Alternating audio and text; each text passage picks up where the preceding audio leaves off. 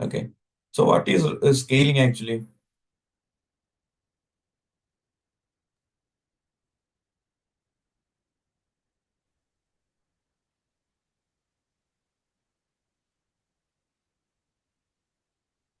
Anyone? Scaling in cloud computing. There are two types of scaling, horizontal and Yes, vertical. Horizontal is just right, adding more machines of the same kind, and vertical is making more and more powerful machines, getting more and more powerful machines.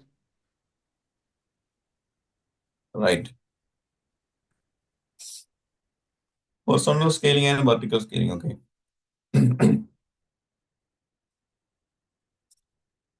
So two types of scaling approach are there. So as per the requirement, we need to choose corresponding scaling method. So for example, we have a running machine here. Okay. Running EC2 or a VM, and we need to scale this machine. Okay. So for that, consider this machine containing a application. Okay. A application and dependency as well.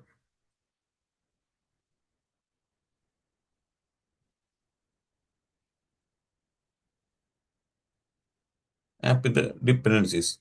So we need to scale this application. So if we select horizontal pod auto scaling, what will happen? We will scale up a machine similar like this. Also with the application and dependency, we can see whenever we scaling the same machines. Okay. So it will create a identical machine. That's all. The same app and everything here. And for this machine, okay, the size is 2 GB RAM and 2 core CPU. So whenever we scaling, we will create an identical similar machine like this. Okay, so we will get another machine with the same configuration. So here we can see one machine running similar like this, and 2 GB RAM and 2 GB virtual CPU also for this same machine. So this is called horizontal scaling. And what is the difference? Why do we need to use replicas if we have horizontal scaling? And if we have replicas, why do we need to go with horizontal scaling? One scenario, for example, we deploy an application. See here we deploy application, right? So sometimes application users increase, right? Some spike time, like some peak time, we got more spike. I mean, incoming traffic. So this single machine can't handle that much traffic. So the CPU utilization is high. Also, the memory utilization is high. So in that case, we need to scale up. So in that case, what will happen if you set up everything coming to cloud computing? There is an option called auto scaling. So whenever we configuring the auto scaling, we can define everything. For example, the CPU utilization is high for that specific machine. That is the first machine above 50 or 60. Then what will happen? Create another machine like this using horizontal scaling. And that time, the auto scaling monitoring our uh, machine. Okay, the targeted machine. This is a target machine. So that machine's CPU or memory increase above that 50% or whatever we set up in auto scaling, okay, whenever we configuring. So it will create another identical machine. So those two, in that case, we got two machines, right? So the traffic can manage with that this much resources. Like now we have 2 plus 2, 4 GB RAM and 4 GB core. Got it. So whenever the traffic go to, I mean, normal stage, that target machine CPU also go to down, right? I mean, going back to normal state. In that time, actually, the AWS auto scaling will automatically terminate the machine that created.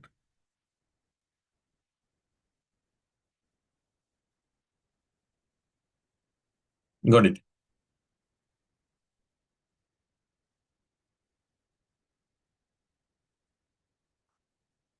Yes.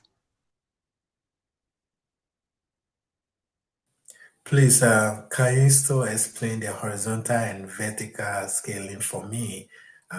Which one is whereby we increase the resources of the server? Let's say the server has 20 GB. That's vertical. Okay, good. Thank you. So coming to vertical scaling, it's another approach. Okay. So we have a machine here, and the horizontal is good for the production environment. Okay. There is no downtime. Okay. Horizontal for production environment. Then coming to vertical scaling, what will happen? We have a running machine here with 2 GB RAM and 2 GB CPU and memory. Okay. So we need to scale up this machine. If we selecting vertical scaling, what will happen? It's just increasing the resource only, okay? The resources, not the machine. So we currently have two, right? So what will we do? We stop this machine. So that's why we're stopping the machine. That's why we call that this is not for production, because whenever we're stopping, our application also stop, right? So there is an impact there. So first we stop the machine, then we need to select higher versions actually. Like for example, now the machine is T2 medium, can select that, okay, T2 medium. Stopping the machine, and we can scale up the machine and selecting corresponding family type, okay. So we can change it to T3 or T2 large like that. So we will get more resources like CPU and memory. And then we need to start the machine. That's all. One is scaling resources, one is multiplying instances. In both cases, we got more resources. Coming to horizontal scaling, like if it's gonna spin off another instance, right? Like, do we Another define identical these? machine. Sorry? Another identical machine. Another identical machine. Like, do we define these many machines to be like created if the traffic is hiking, or are we gonna? It is now you said only to like it's gonna create another identical machine. What if the traffic is hike on two machines? It's gonna create another one. Right. So, do we define these number of machines to be like created at the time of defining them, or how Yes. does it? Coming to auto scaling configuration, we can define. Whenever we configure auto scaling, we can define. We have a machine, okay. So that machine we need to scale. When we need to scale, so we need to define that machine CPU or memory above 90 or 98 or 60%. 85, yeah. So the auto scaling will monitoring the machine CPU and memory. Okay. So this machine, for example, this machine have only 2 GB RAM, 2 GB CPU. So there is lot of request, means that machines can't handle that much. So the memory high, right? Memory goes to high. Also the CPU, first CPU going to high, then the same time the memory also going to high. Above 60, then it will create the machines. So the machine count we already set up. How many machines that we need to create? For example, 5 we need to set like that. So it will create 5 machines. Okay. What if the 5 machines are like completely occupied? How then in that case, what it's gonna do? Yes. So this is a first machine. Okay. So under traffic hitting this machine, and the CPU is high. Then what will happen? Our auto scaling will create another machine. We have to create the load balancer again before that. Yeah. So yeah, now the traffic is going to splitting like to all the machines like that, like a round robin. So balancing here. Okay. Load balancer. Okay.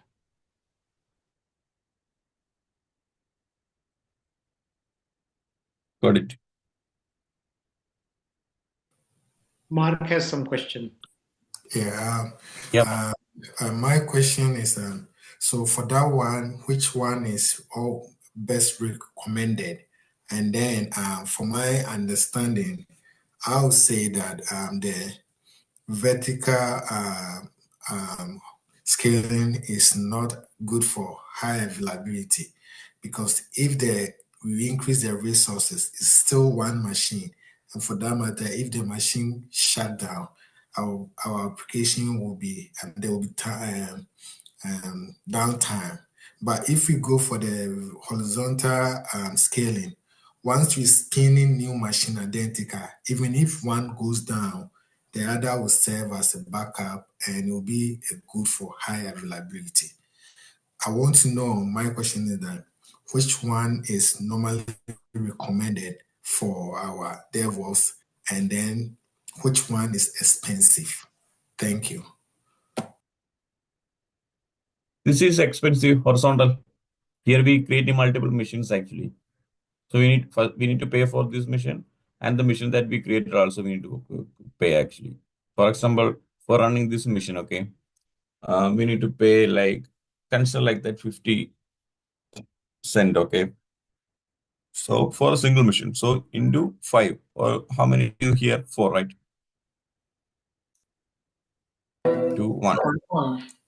Into 4 we need to pay. That is $2 per hour. For vertical scaling, okay, we only just increasing the mission resource only. So current cost is 50, so like that 50 cent. Then if we We scale up, can't see your screen, Taufik. wait. I shared actually my paint screen. My paint screen is visible, right? Yeah, we see a paint screen. Okay, okay. I Yeah, can't. I'm. I can't see. Now you can see, right? You can use red. Yeah. For the vertical, okay. So current cost is 50 cent. Then if you're scaling that machine with more resource, then we need to pay in between 70 cent or 90 cent like that per hour. So that's a difference actually. So here we can manage actually. For example, whenever scaling, I mean horizontal scaling, we can only create machine like 2 or 3. Then we can pay like less pay we need to pay, like not need to pay for the all the machine. Here we can see 4 machine we set whenever configuring the auto scaling, and we can reduce that like 2 or 3. So we need to pay only for that machine it create. Got it. Okay, thank you.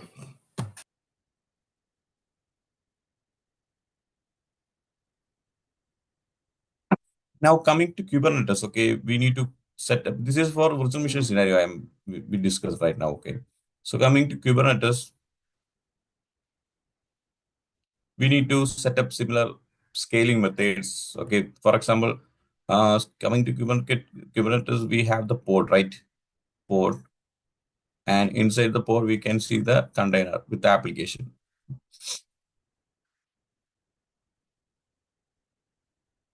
Okay, so here actually how that request hitting our application using a service, right? We need to create a service connection for our application. So the request came through the service, then accessing the application, right? The request send the request to the the service send the request to the corresponding application pod, service.yaml or service. Service is fine. Okay, so here we have one more pod. Okay, two identical machines are there, or it's identical instance of application. So both port contain the same application, not so like that. So the load balancer will automatically route the traffic to second board as well. So this is fine for Kubernetes, but the same scenario when some spike in our traffic, okay, like currently 100 traffic hitting your application. Sometimes that going to high like 1,000 traffic hitting our application daily, like that 1,000 or 10,000. In that case, that machine is taking too much CPU and memory, right? This single port. So in that case, actually, we need to scale our resources. So coming to Kubernetes, there is a native resource, Kubernetes native resource there. That name is HPA, horizontal pod autoscaler.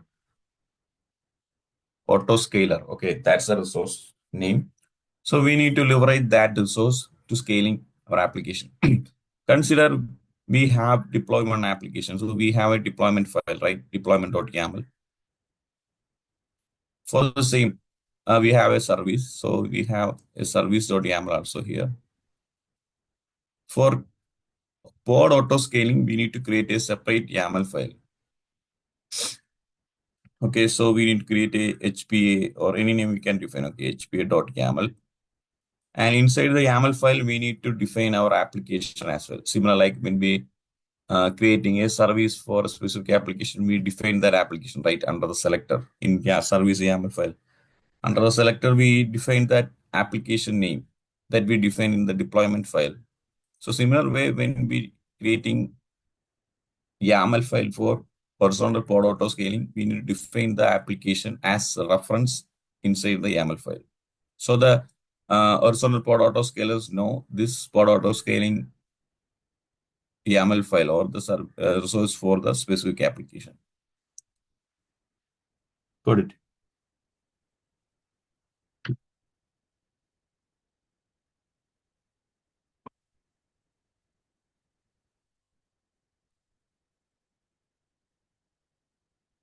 Get it out?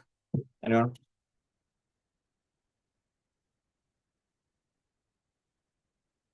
So you're saying Kubernetes does this scaling for us? Yes. Do we have to Here is a configure must. it? It's Here like a is a YAML must. file that has a configuration that says scale it up to this many machines. Kubernetes is actually infrastructure, right? Similar like virtual machine. So the same thing we need to do it here, like that. First a virtual machine or physical machine. This is a evolution. Okay, physical machine, virtual machine, Docker, then Kubernetes. So if we do the auto scaling in the virtual machine part or physical machine part, we need to do in Kubernetes as well, right? So same thing coming to Kubernetes, we need to use horizontal pod autoscaler. In traditionally, we set up in physical machine as well. For example, we buy one physical server and deploy the application, then create set up with load balancer. Then if we got more traffic, we buy another server. Then if that the scenario is continue the same, we need to purchase another server, right? So traffic is high. In that case, we will buy more like that. Whenever the traffic goes down, okay, this is for the traditional setup, physical machine, okay. This is all the physical machine. So if the trend goes down, what will happen in physical scenario? Because now the traffic is 100 or 1,000 daily, okay. So we got more traffic. That's why we buying more servers and distribute the traffic between those servers, right?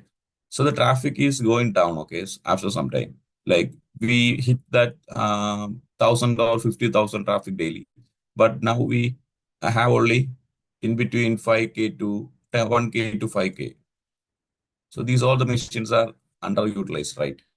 So we can't do anything because this is purchased one. So coming to cloud, it will delete actually whenever we going down the machine, it create delete that machine automatically by AWS or whatever the cloud provider.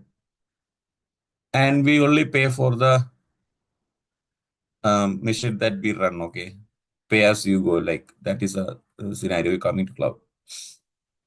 So in physical or on-premise setup, these all the machines are underutilized machines, and we already pay for the machine cost as well. So the cost is the main problem coming to that previous scenario. Then coming to cloud, it's fine because only we need to pay for the machine when created, and whenever we go down, the traffic go down, it will delete the machine. We need to pay only for the initial machine only. So similar way coming to Kubernetes, we need to I mean, whenever we have more traffic or more CPU utilization or memory utilization, we need to scale up our application instance. So we use horizontal pod auto scaling. So I will show one lab. Okay. So the Kubernetes cluster is up and running.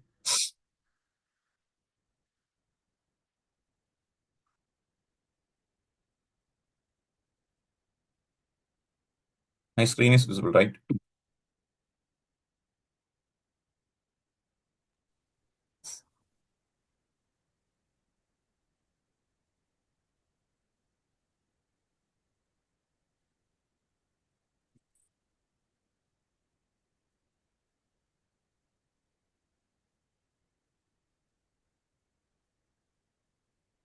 Okay, we need to do one more thing, that is update the kubeconfig file. Okay.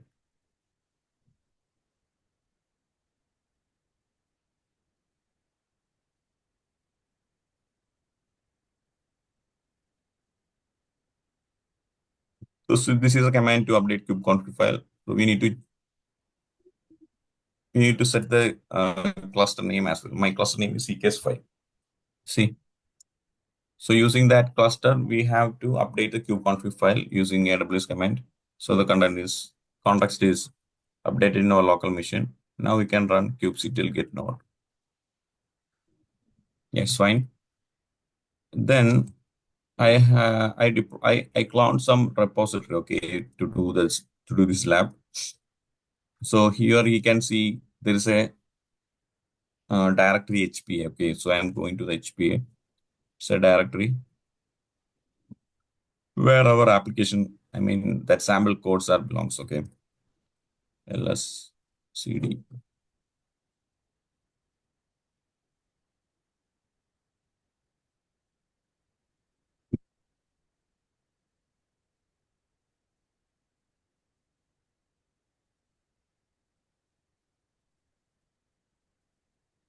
Okay, so now we are going to do some lab for pod auto scaling. Okay, so here you can see I have three file here. One is deployment YAML, service YAML, and horizontal pod auto scaler YAML. So coming to deployment YAML, okay, cat. It's a simple application because for doing the horizontal pod auto scaling, we need to run some application. Okay, so this is a sample application. That's all. So you can see here the application version app v1. This is the API version. Okay, API version application v1, and kind, you can see the application kind is deployment. So this deployment will ensure that replica is running in that deployment and everything. So here the kind is deployment. So the Kubernetes also know this is a deployment YAML. So that's why we define the kind. Okay, in kind we define the Kubernetes resources or resource type. Then the metadata. This is the name for the deployment. Okay. Also, here using the same name for that application as well, HPA demo deployment. But in real scenario, we don't keep the same name. Okay, for application deployment name one. We define a deployment name, and for the application we define another name as well. In this case, all the names are same. And coming to replicas, you can see the replicas, one replica. So it will create one container and one pod. So this is application label, okay, application name. This will be unique when coming to Kubernetes YAML. And coming to the container path, you can see the container name. Here the same name defined. And the image here, this is sample image. So it will clone from that registry and the application. And here you can see the main part, that is resource. Here the limit and request you can see, right? So this specific application will get 200 milli of CPU, not one core, okay? It's one of fourth, right?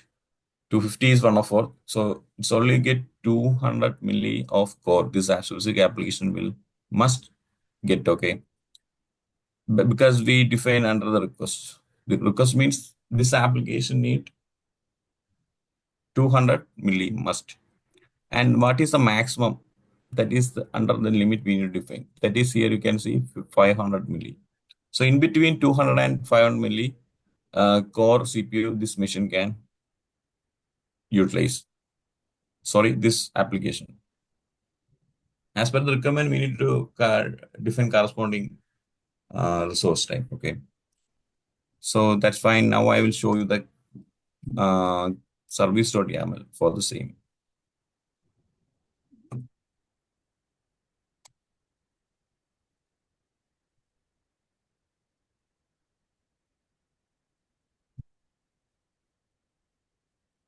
So this is a service YAML for our application. So it's nothing actually creating API version that is V1. The service name, sorry, the kind is service name is same HPA demo deployment. Similar, same name. Okay, here we define the application name as the same as here defined as service name HPA demo deployment. Then the label, application label here defined. Then the selector, main thing is this is the main thing. Okay, coming to the selector, we need to define the corresponding application name. So the same name here defined, the same name. So this service now, this service connection or service type for the above application. So I will show the horizontal pod autoscaler as well.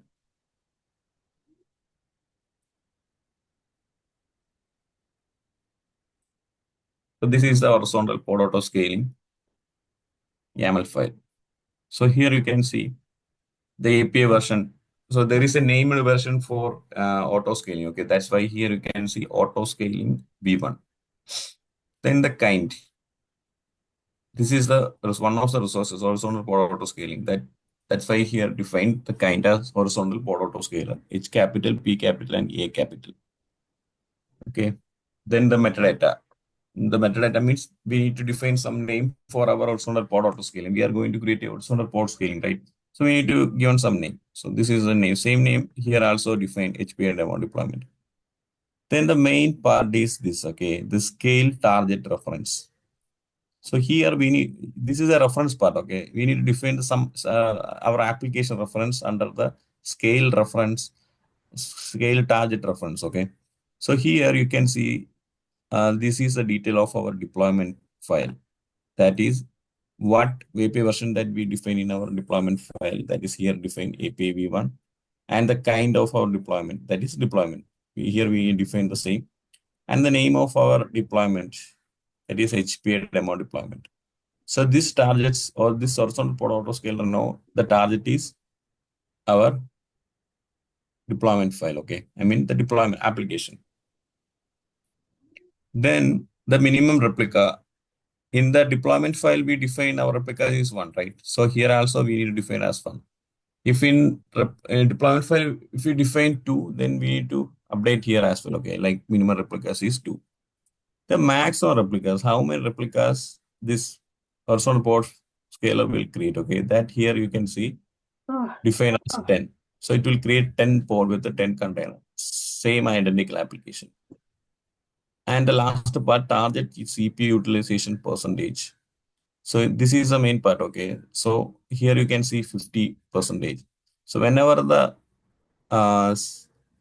deployment file, okay, we apply the deployment file, okay? So it will create a deployment and you can see a single pod running there. So that single pod will utilize above 50%. This horizontal pod autoscaler will start and deploy or automatically deploy 10 similar identical pod. So that's the scenario. It's gonna deploy 10 at a time, or it's gonna deploy second one. If it is full, then it's gonna go for third.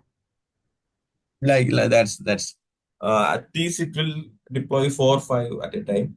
So the traffic still high, then it will create maximum, 10. Maximum is 10. Okay. So I'm going to apply all that YAML file at a single time, okay. So kubectl apply file name.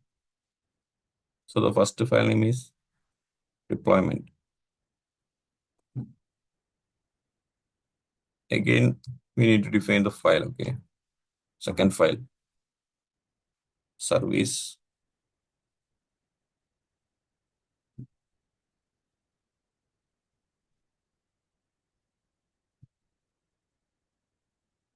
And YAML. Hit enter. It will create all three configurations. See, Can you deployment walk create. through that command you use there? Can Sorry. can you show us that command that you wrote? This is yeah. Sometimes the commands are long, so you have to parse them and see what kubectl apply. No. Previously, how we will deploy application, single file application, kubectl apply dash file dash F4. We need to define the file name. This is a flag for define file name. So here we define the deployment file. Okay. If you have more app file, then we need to run in a single time. Then we can define this file name again. Then define the other file as like this. So it will deploy all the files. File name, and file name. Okay. No need to run kubectl apply again and again. But you need that dash F flag every time. You can't just put three file names. Yes, if you have a 4, then we need to define again dash F for that specific for the fourth file. Okay, thank you. Now we need to check that deployment. Okay, kubectl get deployment. So we can see the deployment here. See the deployment name, 191 ready, available, everything seems fine. Kubectl get pod.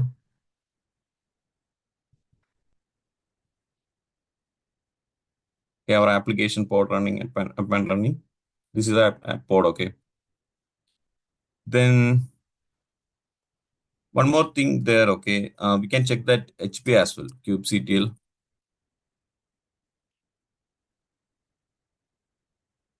get HPA.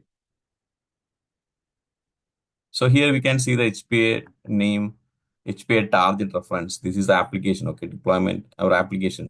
I mean the reference application and the target CPU, the maximum CPU and the minimum CPU. Currently our port utilizing only 0% of CPU, okay. There is no load for that specific port. Because that way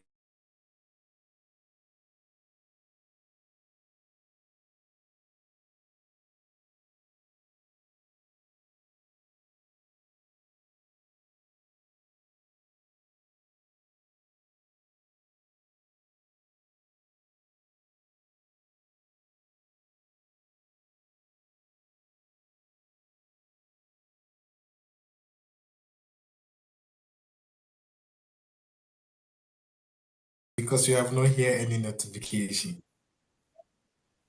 All yeah. right, good. So here you can see, okay, and everything. So this is our port, and that port utilizing CPU and memory. Okay, here it will list actually how much it's utilizing.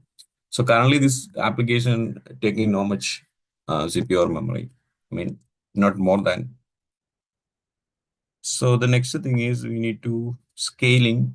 Okay, I mean when this application CPU and memory going high, different scenarios are there. One of the scenarios, uh, if there is lot of traffic, okay, like incoming traffic or incoming request, that CPU process more. In that case, the CPU going to high. So we need to manually put some load for our application. Okay, for that we need to uh, run a busy box port. Okay, and from that port to our application, it will continuously sending requests. So in that case, our application or our application port CPU is going high, and we can see that horizontal port scaling starting whenever that CPU utilization is above high.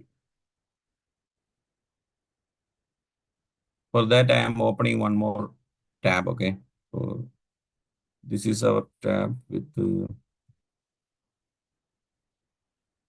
HPA. So currently you can see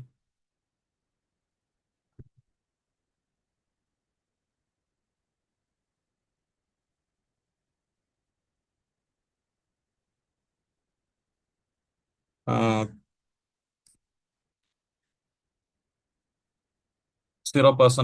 pod, okay, and the maximum is 50. Also, we can check the pod.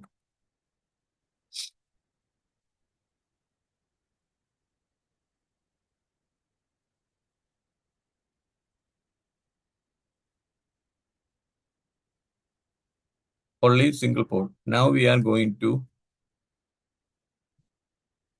run one command. So that will create a temporary pod, okay. So this is a command actually.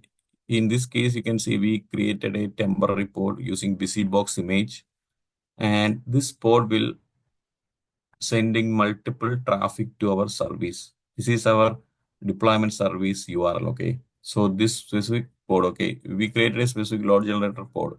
So this pod will sending multiple requests to our service for the demo deployment, HBA demo deployment.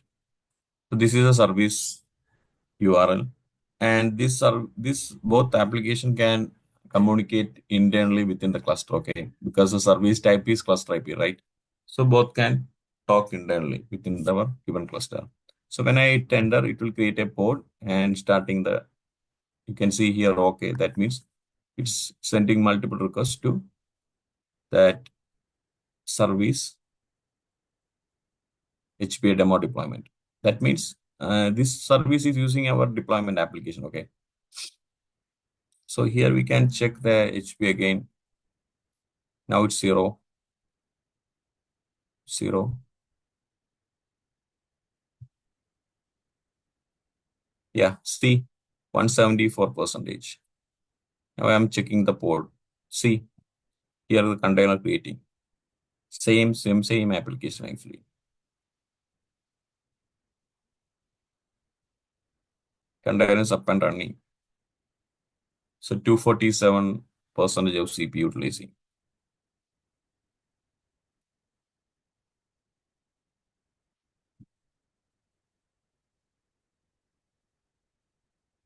See, it's not creating the 10 pod as well. Here only creating top pod.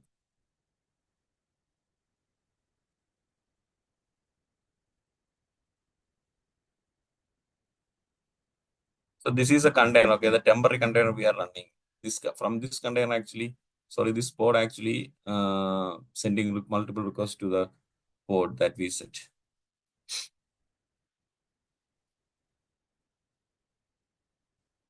You can see that stress, I mean the load is going back now back to 60%. So whenever it's, now I am breaking that command, okay. So whenever breaking, you can see the load generator, this pod automatically go into error state. The job is done for the specific job pod. See, it's error. That's fine. Now it will take some cool off time. Okay, so after the cool off time, the created pod will go back to the previous stage. So we can see only single pod running here. That is defined in the replicas as one in the deployment file. So it will take some time. Got it, all of you. How are we scaling application you in Kubernetes using HorizontalPodAutoscaler? So coming to our own file, our own application, we need to just so here you can see get. If you need to create a pod autoscaling YAML, then we need to define here, okay. So just to change the reference applications detail there.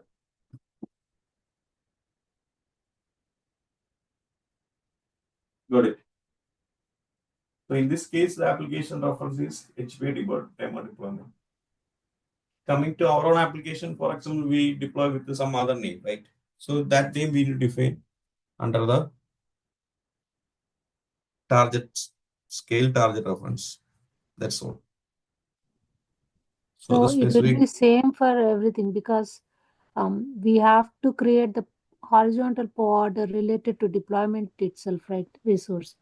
So maybe the name will be changing and rest of them will, we can maximum replicas we can change, and the CPU utilization we can go up to, we can change to. But This one remains the same, right?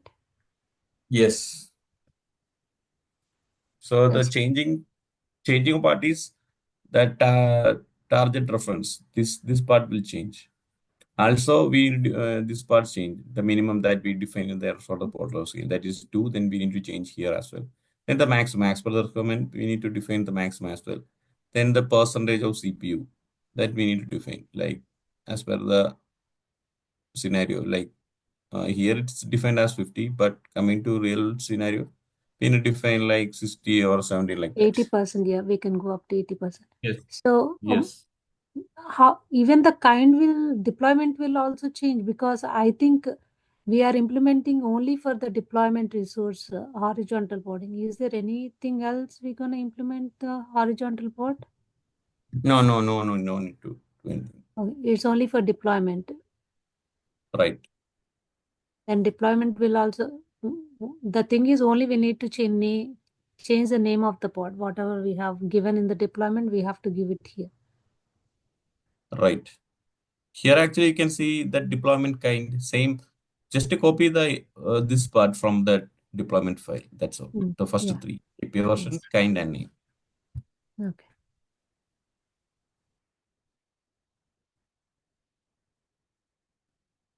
Got it.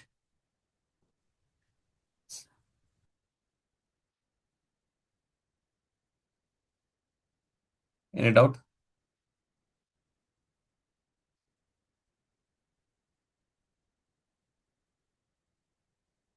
So I'm going to delete the cluster using ekctl command --name eks5 region. So that this is a command to terminate, delete our cluster, Kubernetes cluster. It will delete all. That coming to AWS everything seems fine, all of you.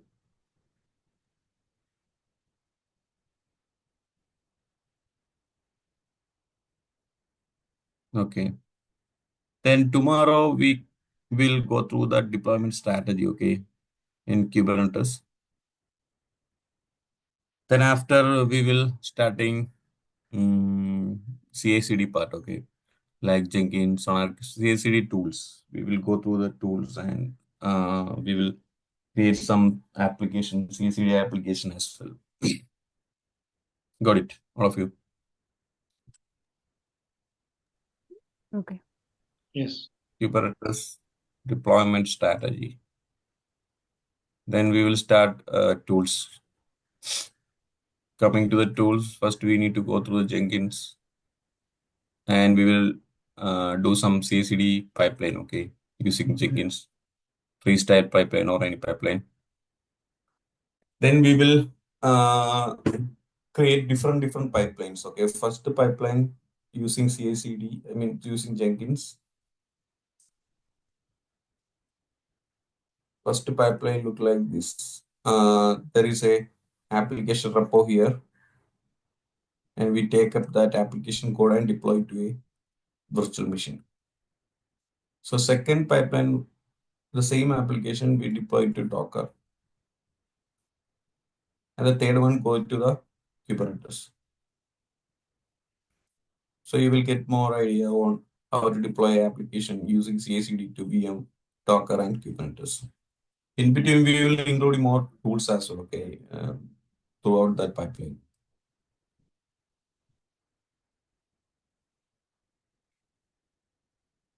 Got it.